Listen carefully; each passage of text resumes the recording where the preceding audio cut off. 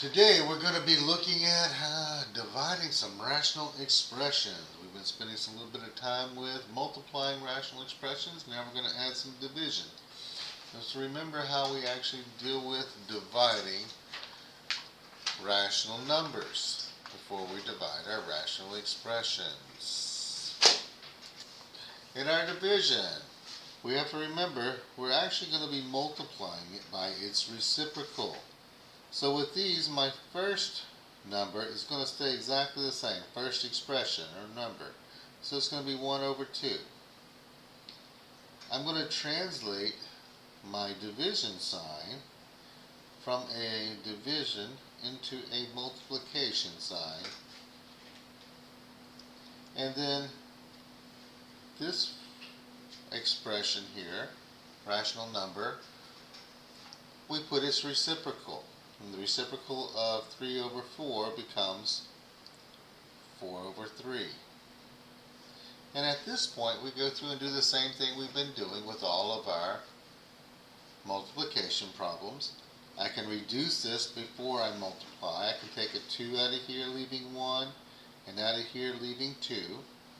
Divide both of those by 2. There's nothing else that I can simplify. So 1 times 2 is 2. 1 times 3 is 3, and my final answer would be 2 over 3, or 2/3. Working with expressions, when we throw variables in there, it does exactly the same thing. So looking at our first example, we have 16x over 12 divided by 8x over 6. With these, the first thing I'm going to do, rewrite the first expression, 16x over 12. Change this bad boy to a multiply. Put the reciprocal of our second one, so that becomes 6 over 8x. And at this point, I can go through and do some of my reducing, making things a little nicer. I see that I can take 8 out of here and here. This leaves a 2 and this leaves a 1. I can take 6 out of here and here, leaving a 1 and a 2. Here, this 2 and this 2 can divide each other out, leaving 1s in their place. And then my x's, I got here and here, leaving 1s. So now when I multiply everything straight across, I have 1 times 1 is 1. 1 times 1 is 1. Oh, 1 over 1 is just 1. My final answer.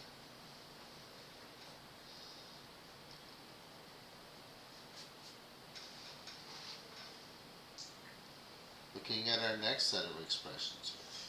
First thing we need to do is go over to the side and do some factoring. I always like to go and label these things. A, B, C, and D. So I can make sure I'm putting things back in the right spots. So I'm going to come over here and factor A. A is x squared plus 10x, x squared plus 10x plus 16. So if I take and factor it,